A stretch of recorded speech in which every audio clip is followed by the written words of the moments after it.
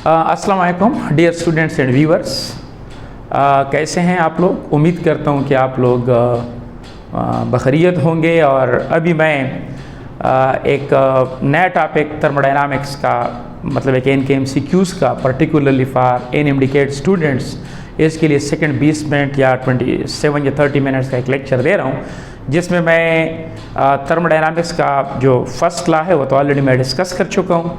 First lecture में वहाँ पे 2-3 MCQs भी डिस्कस कर चुका हूँ। आज मैं डिस्कशंस करूँगा अबाउट प्रेशर वॉल्यूम वर्क और इसको रिलेट करूँगा with first law of thermodynamics.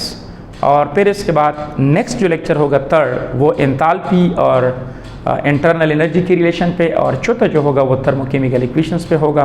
मैं कोशिश कर लूँगा कि आप लोग ये चैप्टर कंप्लीटली तौर पर सीख ले, कोई भी MCQs जो है वो आप फिर मिस ना कर ले। ये देखिए, जो MCQs मैं कर रहा हूँ इसका मकसद कभी ये नहीं है कि ये पेपर में होंगे। पेपर में इसी ही पैटर्न के सवाल आएंगे, और अगर आपको 1, 2, 3, 4 MCQs पे कंसेप्ट क्लियर है तो बहुत सी चीज़ें फिर आपको आती होगी।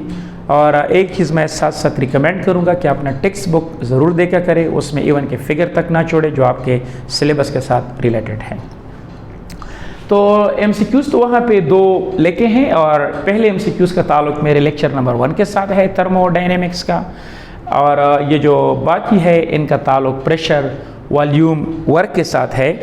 तो लिहाजा मैं सबसे पहले प्रेशर वॉल्यूम वर्क के लिए एक इक्वेशन लिखूँगा कि अगर कोई गैस एक सिस्टम के दौरान पिस्टन को ऊपर ले जाता है या नीचे ले आता है, तो इस दौरान ये अगेंस्ट कांस्टेंट प्रेशर जो काम करता है, एक्सटर्नल प्रेशर, वो मकदार कितना है, उसका साइन प्लस होना चाहिए या माइनस होना चाहिए। ये हमारा टारगेट है। कुछ चीज़ें मैंने ऑलरेडी आपके सामने लिखी है, कुछ न्यूमेरिकल्स मेरे साथ एक पेज में मौजूद है जो मैं यहाँ से आप लोगों के साथ डिस्कस करूँगा। लिहाजा कोशिश कर ले कि इसको आप 100% पिक कर ले। डिराइवेशन मैं नहीं करूँगा। फॉर एग्ज़ाम्पल आप लोगों को मैं कहता हूँ, यानी टॉपिक को मैं नाम देता हूँ प्रेशर, और ये आपके साथ वॉल्यूम, और ये आपके साथ वर्क, इनके साथ रिलेटेड चीज़ों पे हम डिस्कशंस करेंगे। सवाल ये है कि what is pressure volume work. For example आपके साथ ये एक कंटेनर है, और इस कंटेनर में एक गैस एनक्लोज्ड है, और यहाँ पे वी हैव दिस गैस। एक बात याद रखें कि हम लोग FEC के लेवल पे जो यहाँ पे प्रेशर लेते हैं वो आपके साथ हमेशा के लिए एक्सटर्नल प्रेशर ही होगा। ये बिल्कुल क्लियर कट सुन ले, इसमें कोई कन्फ्यूजन आपको नहीं होनी चाहिए। अगर मेरा ये प्रोसेस ए रिवर्सिबल है, थर्मोडायनेमिक्स में 2 प्रोसेस इस्तेमाल होते हैं, एक होता है रिवर्सिबल प्रोसेस और दूसरा होता है ए रिवर्सिबल प्रोसेस। तो हमारे फर्स्ट ईयर में we are here to talk about a reversible process. लिहाजा मेरे साथ अगर यहाँ पे प्रेशर जो है वो है एक्सटर्नल प्रेशर, इसलिए मैं लफ्ज़ लिखता हूँ PX, ताकि ये बात आपको क्लियर हो कि I am talking about external pressure. अगर आपके साथ अब ये पिस्टन अगेंस्ट इस एक्सटर्नल प्रेशर जो है वो एक्सपेंड हो जाए, तो लिहाजा यहाँ पे लेट सपोज इनिशियल वॉल्यूम ये था V1, और आप लोगों के साथ ये एक्सपेंड हो गया अगेंस्ट कांस्टेंट प्रेशर। तो यहाँ पे ये था आपके साथ इनिशियल वॉल्यूम, और अब यहाँ से लेकर यहाँ तक ये है आपके साथ फाइनल वॉल्यूम। तो ये जो आपके साथ आ रहा है, अगर आप देखें, this is your initial, this is your final, इन दोनों में जो फ़र्क आता है this is called delta V। इस दौरान ये गैस काम जो है वो, यानी सिस्टम काम करता है। अब इसके लिए जो इक्वेशन हम इस्तेमाल करेंगे वो होगा कि W is equal to -P external, और ये आपके साथ डेल्टा V। ये बात बहुत क्लियर सुन ले कि अगर सिस्टम सराउंडिंग के अगेंस्ट काम करता है, यानी अगर ये सिस्टम एक्सपेंड होता है अगेंस्ट कांस्टेंट प्रेशर, यहाँ पे आप माइनस इक्वेशन में इस्तेमाल किया करें। I am using the word equation में माइनस इस्तेमाल कर लें। और इवन कि अगर आपके साथ सराउंडिंग सिस्टम पे काम करता है, मीन कि अगर ये आपके साथ ये गैस कंप्रेस हो जाता है, तो इस दौरान भी you use the same equation, because ये मैथमेटिकल इक्वेशन चीज़ों को खुद ब खुद हैंडल कर लेता है। अक्सर मैंने फर्स्ट ईयर के स्टूडेंट देखे हैं कि वो बाद में जो है वो साइन डालते हैं कि इसको पॉजिटिव साइन डालें या नेगेटिव साइन डालें। तो आप इसके अंदर कीमतें डालें, इक्वेशन आपको खुद बताएगा कि आंसर पॉजिटिव आना चाहिए या नेगेटिव आना चाहिए, लिहाजा इस चीज़ का ख्याल रखा करें। नाउ यहाँ पे देख ले तो इसको मैं इस तरह भी लिख सकता हूँ कि माइनस पी एक्सटर्नल, और आप इसको लिख लें V2 I mean final volume, और VI it is my initial volume. लिहाजा अब अगर आप यहाँ पे देख लें, आपके साथ अगर work done by the system on surrounding हो, work done by the system on surrounding means कि जब आपके साथ फाइनल वॉल्यूम इनिशियल वॉल्यूम से ज़्यादा हो, तो इस केस में क्या होगा? इस केस में आपके साथ जो डिफरेंस आएगा V2 माइनस V1, यहाँ पे जो फ़र्क आएगा इनके दरमियान, ये बनेगा प्लस, और ये बाहर वाला माइनस इनके साथ मल्टीप्लाइड होके ओवरऑल जो आंसर आएगा वो माइनस में आएगा, जो इस बात का सबूत होगा कि सिस्टम ने एनर्जी लॉस की है। अब आपके सामने मैं एक इस किस्म का एक प्रॉब्लम आपके सामने मैं रख लेता हूँ। मैं कहता हूँ कि आपके साथ एक गैस है, और ये जो गैस है, यानी how much work is required to compress a gas from volume of 5 litre to a volume of 2.5 litre by exerting a constant pressure of 1.5 atmosphere. अब बात गौर से सुन ले, मेरे साथ ये एक गैस है, और इस गैस का आपके साथ इनिशियल वॉल्यूम जो मुझे दिया गया है इस न्यूमेरिकल में, वो है मेरे साथ कि ये है आपके साथ 5.0 लीटर। अब इस गैस को कंप्रेस किया गया है बाय एक्सटर्नल प्रेशर, तो इसमें जो एक्सटर्नल प्रेशर अप्लाई किया गया है दिस इज PEX, जो एक्सटर्नल प्रेशर यहाँ पे इस्तेमाल किया गया है वो है 1.5, और यह आपके साथ एटमॉस्फेयर। तो यहाँ पे इस गैस को कंप्रेस किया गया है, और कंप्रेस करने के बाद यहाँ पे आ चुका है new volume. For example new volume is V2, इसको कंप्रेस किया गया है, मीन्स के इनिशियल वॉल्यूम के मुकाबले में फाइनल वॉल्यूम आपके साथ कम है, और ये वॉल्यूम जो मुझे दिया गया है ये है आप लोगों के साथ 2.5 लीटर, और यहाँ पे जो कांस्टेंट प्रेशर है वो यहाँ पर भी सेम यहाँ पे लगाया गया है। कांस्टेंट प्रेशर के थ्रू ये काम किया गया है, सिस्टम कंट्रैक्ट हो गया है। एक बात क्लियर कि work done on the system हो चुका है। पहले लेक्चर में मैं बता चुका हूँ कि अब वर्क का साइन प्लस होना चाहिए। अब ये इक्वेशन के अंदर ये क्वालिटी है कि वो खुद ब खुद इसको प्लस करेगा। कैसे प्लस करेगा? अब इसको ज़रा देख लें कि W इज इक्वल टू, मैंने लिख लिया है P एक्सटर्नल, ये है मेरे साथ 1, यानी यहाँ पे लिख ले इसको, चलो P here it is external, ये आपके साथ V2 माइनस V1, आपके साथ ये आ जाएगा, यहाँ पे आप माइनस लिखें तो ये आ जाएगा माइनस, और ये आपके साथ P एक्सटर्नल, P आपके साथ है 1.5, और ये आपके साथ एटमॉस्फेयर, ये मैंने लिख लिया इसकी वैल्यू। अब अगर आप यहाँ पे देख ले तो आप लिख सकते हैं V2 is my final volume, मैंने गैस को कंप्रेस किया है, फाइनल वॉल्यूम कम है और इनिशियल वॉल्यूम ज़्यादा है, तो ये बनेगा आपके साथ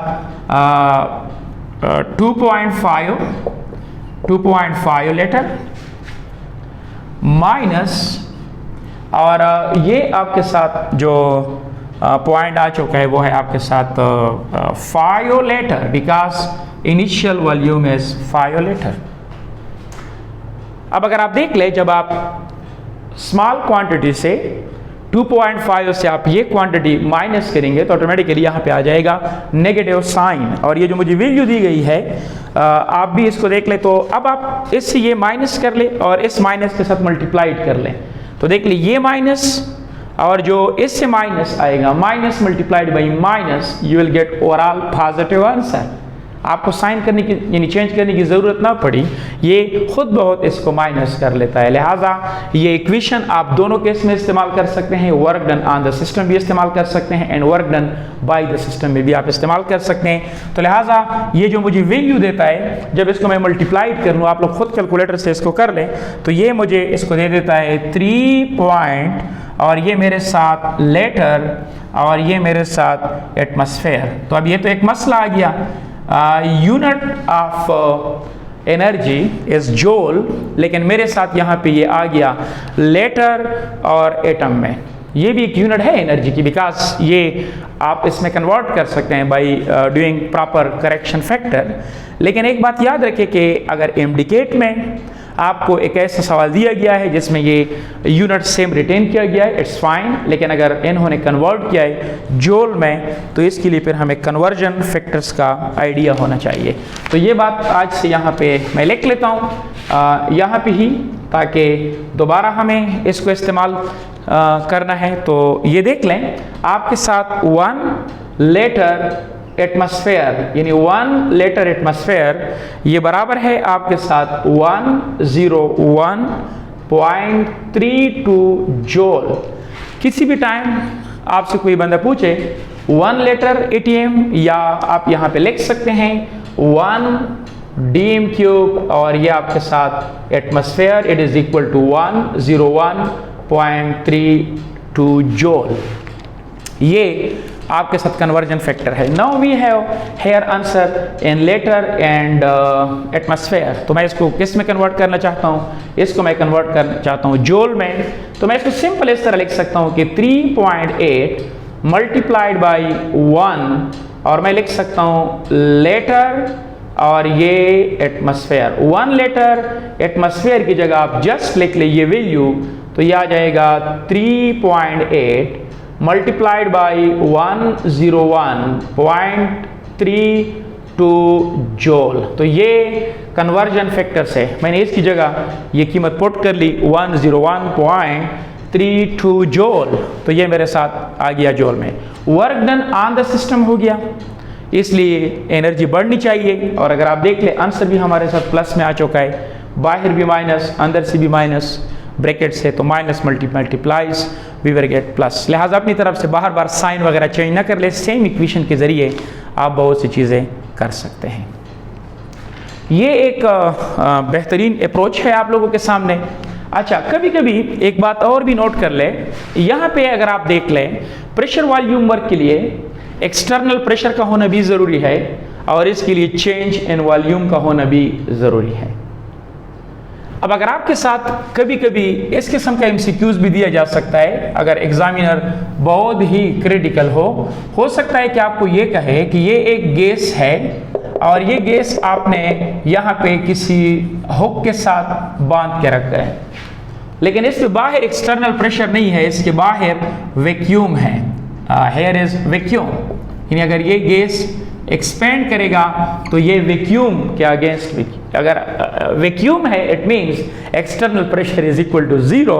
अगर आपके साथ एक्सटर्नल प्रेशर 0 के बराबर है बिकॉज इट इज वैक्यूम, तो 0 मल्टीप्लाइड बाई एनीथिंग ये 0 बनेगा। लिहाजा जब भी आपके साथ किसी गैस का फ्री एक्सपेंशन हो विदाउट यानी किसी अगेंस्ट, अगर कहीं पे कोई एक्सटर्नल प्रेशर ना हो, तो आप समझ जाओ कि आपका यहाँ पे जो work done by the system होगा it will be 0। That's important point. दूसरी बात कि यहाँ पे वर्क के लिए चेंज इन वॉल्यूम का होना ज़रूरी है। अगर चेंज इन वॉल्यूम नहीं हो रहा है तो बस आप समझ जाओ कि आपका जो है वो work done by the system हो या ऑन द सिस्टम हो, दोनों केस में क्या होगा 0। मैंने यहाँ पे इसके साथ एक रिलेटेड एमसीक्यूज दिया है। मैं कहता हूँ कि if the amount of heat supplied at constant temperature, sorry at constant volume, यहाँ पे एक लफ्ज मिस हो गया है, एट कांस्टेंट वॉल्यूम पे is 400 kilojoule at 20 centigrade, then work done by the system is. अब बगैर यहाँ पे ऑप्शन तलाश ना करें, बस यहाँ पे ज़रा देख लें, यहाँ पे लिखा गया है कि हीट को प्रोवाइड किया है एट कांस्टेंट वॉल्यूम। अगर वॉल्यूम कांस्टेंट हो गया तो चेंज इन वॉल्यूम नहीं होगा, बिकॉज चेंज इन वॉल्यूम के लिए इनिशियल वॉल्यूम और फाइनल वॉल्यूम चाहिए। अगर कांस्टेंट वॉल्यूम है, चेंज इन वॉल्यूम होगा 0, तो 0 multiplied by anything that is equal to 0, लिहाजा इस दौरान जो काम होगा it will be 0 kilo joule. ये एक प्रॉब्लम था जिस पे बात होनी चाहिए थी और कर ली इस पे बात। अच्छा, इसके बाद एक और भी आपके सामने मैं एक न्यूमेरिकल यहाँ पे देख रहा हूँ, ये भी इनके साथ रिलेटेड न्यूमेरिकल है, तो इसको भी आप ज़रा गौर से देख लें।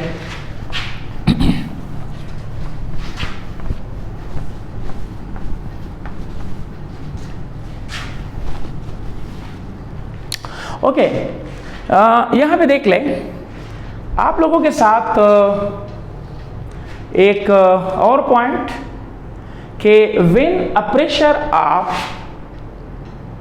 500 newton per metre square is applied, then the volume change from here to here. Again it is your external pressure, और प्रेशर की यूनिट आपको पता है कि pressure is equal to force divided by area, तो ये बन जाएगा आपके साथ Newton per metre square. Volume जो है वो कम किया गया है, तो एक बात तो क्लियर है कि सिस्टम की एनर्जी बढ़नी चाहिए। तो अब मैं इसको कुछ यूं लिख लेता हूँ कि मैं डायरेक्ट लिखता हूँ कि अच्छा W is equal to minus P external, तो this is V2 minus V1, तो आपके साथ P ये आपके साथ जो फोर्स लगाया गया, सॉरी प्रेशर लगाया गया है वो है ये, and this is newton metre square multiplied by V2। Where is V2? तो अगर आप यहाँ पे देख लें, ये है आपके V2 फाइनल वॉल्यूम, इनिशियल से इसको फाइनल की तरफ कंप्रेस किया गया है। अगर आप देख लें change from here to here, तो लिहाजा आप लोगों के साथ फाइनल वॉल्यूम 0.03 dm3, और आप लोगों के साथ नेक्स्ट जो है वो क्या मौजूद है, अगर आप यहाँ पे देख लें, ये है आपके साथ माइनस पॉइंट आपके साथ 0.5, और ये भी आपके साथ dm3, तो ये आपको वॉल्यूम दिया गया है। ओके, यहाँ पे एक यहाँ पे dm3 नहीं है, दिस इज मीटर क्यूब, और ये भी आपके साथ मीटर क्यूब, ताकि फिर मसला ना हो, लिहाजा this is metre cube and here it is also metre cube. तो यहाँ पे देख ले माइनस, और ये आपके साथ 5, और ये आपके साथ newton metre square multiplied by, अगर आप 0.03 से 0.05 को माइनस कर ले तो यू विल गेट माइनस 0.02, और ये आपके साथ बन जाएगा metre cube. Minus minus plus, और अगर आप माइनस और माइनस को प्लस कर लें तो ये आ जाएगा आपके साथ 5, और ये आपके साथ न्यूटन, ये आपके साथ मीटर स्क्वायर, ये आपके साथ 0.2, दिस इज मीटर क्यूब। अब यहाँ पे देख लें मीटर और मीटर स्क्वायर कैंसल आउट, तो ये आपके साथ आ जाएगा ये, और ये आ जाएगा आपके साथ 2, और ये आपके साथ 100, और ये आपके साथ newton metre, this and this cancel out, तो 5 multiplied by this is equal to 10, ये आपके साथ newton metre and it is equal to joule. तो अगर आप यहाँ पे देख लें तो आपके साथ कहीं पे 5 जूल, -10 जूल, -5 +10। अब अगर आप देख लें work done on the system हो चुका है, एनर्जी बढ़ चुकी है, तो आप डायरेक्टली इसको लिख लें कि इट इज़ 10 जूल। ये है आप लोगों के साथ इस MCQs का खात्मा। अच्छा, अब यहाँ पे एक और प्रॉब्लम भी चूंकि पहले लेक्चर के साथ रिलेटेड है तो वो भी आप लोग देख ले, लेकिन इससे पहले प्रेशर वॉल्यूम यानी W की वैल्यू आप पुट कर ले फर्स्ट लॉ ऑफ थर्मोडायनामिक्स में। मसलन आपके साथ फर्स्ट लॉ ऑफ थर्मोडायनामिक्स का इक्वेशन है कि it is equal to Q plus W। अगर work done by the system होगा तो ये नेगेटिव कर ले, अगर ये work done on the system होगा तो इसको आप प्लस कर ले।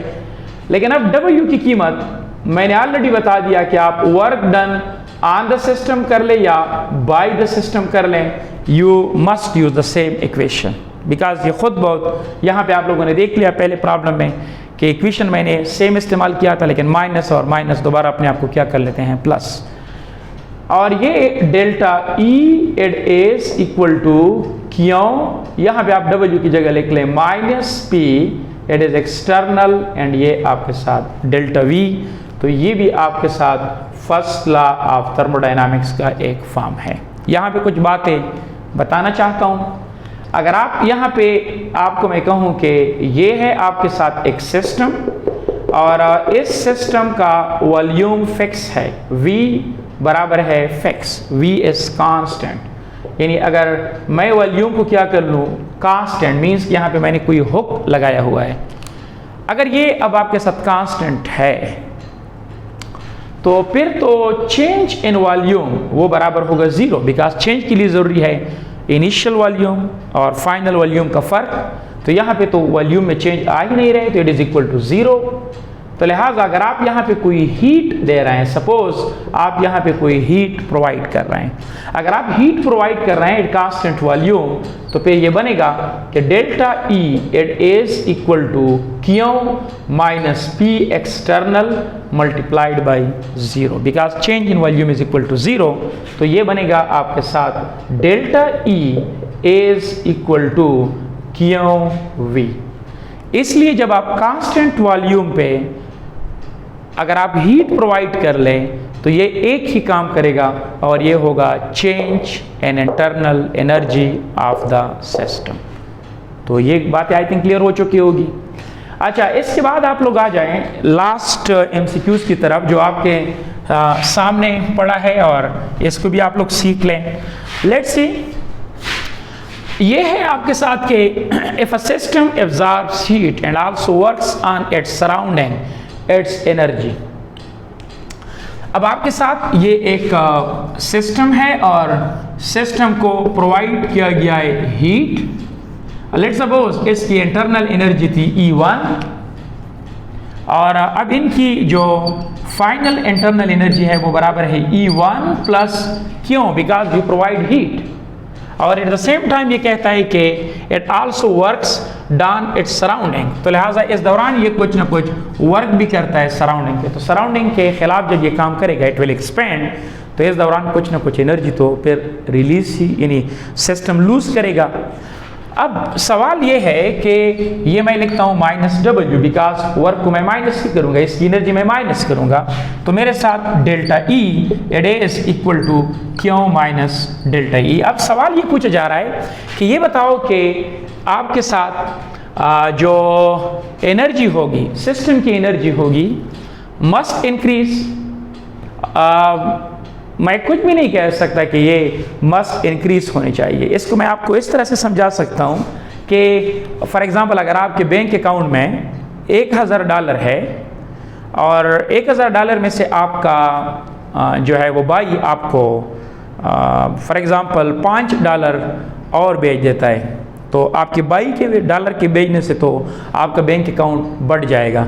लेकिन अगर आप शॉपिंग के लिए उससे कुछ पैसे निकाल दें, तो अब अगर ये जो पैसे जमा हो गए हैं उनसे आप ज़्यादा निकाल रहे हैं, फॉर एग्जांपल जमा हो गए हैं आपके बैंक अकाउंट में 5 रुपये और आपने निकाल लिए 10 रुपये, यानी $10 निकाल लिए सारे, तो जो जमा हो गया है उसके मुकाबले में आपने डॉलर ज़्यादा निकाल लिए हैं। तो ज़रूरी बात है कि आपके सिस्टम की जो इंटरनल एनर्जी है वो या आपके साथ जो बैंक अकाउंट है उसमें पैसे क्या हो जाएंगे, कम हो जाएंगे। अब ये डिपेंड करता है कि अमाउंट ऑफ एनर्जी ज़्यादा प्रोवाइड किया गया है या जो वर्क के दौरान एनर्जी लॉस हो गई है वो ज़्यादा हो गई है। जब तक आपको इसका आइडिया ना हो तो आप ये नहीं कह सकते हैं कि एनर्जी बढ़ेगी या कम होगी। लिहाजा इंक्रीज़ भी हो सकती है, डिक्रीज़ भी हो सकती है, ये डिपेंड करता है कि वर्क ज़्यादा हो गया है या कम हो गया है। लिहाजा यहाँ पे मस्ट नॉट चेंज, तो पॉसिबिलिटी ये भी हो सकती है कि आपके साथ जितना आपने हीट प्रोवाइड किया है उतना वर्क के लिए, ये भी आप कुछ कह नहीं सकते हैं, लेकिन इट्स सराउंडिंग इट्स एनर्जी। अब ये देख ले, लास्ट में एक ऑप्शन दिया गया है, मे आइदर इंक्रीज यस और डिक्रीज, कम भी हो सकती है। ये डिपेंड करेगा कि आपने हीट ज़्यादा दिया है या आपने वर्क ज़्यादा किया हुआ है। अगर हीट आपने ज़्यादा दिया है और वर्क के दौरान एनर्जी कम इस्तेमाल हो गई है तो फिर ये इंक्रीज होगी। अगर आपने हीट कम दिया है और वर्क के दौरान एनर्जी ज़्यादा लॉस हो गई है तो ये डिक्रीज भी हो सकती है। लिहाजा ये रिलेटिव, इसमें जो लास्ट ऑप्शन है, depending upon the relative amount of heat absorb and the work done, लिहाजा this is your last point जो आपको क्लियर होना चाहिए। Thank you very much. तीसरा लेक्चर जो होगा वो enthalpy, internal energy, thermochemical equation, उस पे होगा। लास्ट लेक्चर्स में मैं हेसेस लॉ और ये जो मुख्तलिफ नेम्स है like enthalpy of formation, enthalpy of combustion, इनकी रिलेटेड MCQs और न्यूमेरिकल पे डिस्कशंस करूँगा। लेकिन पहला लेक्चर और ये लेक्चर ज़रूर देखें तो फिर नेक्स्ट लेक्चर्स के लिए आप लोग इंशाल्लाह कंफर्टेबल रहेंगे। Thank you very much.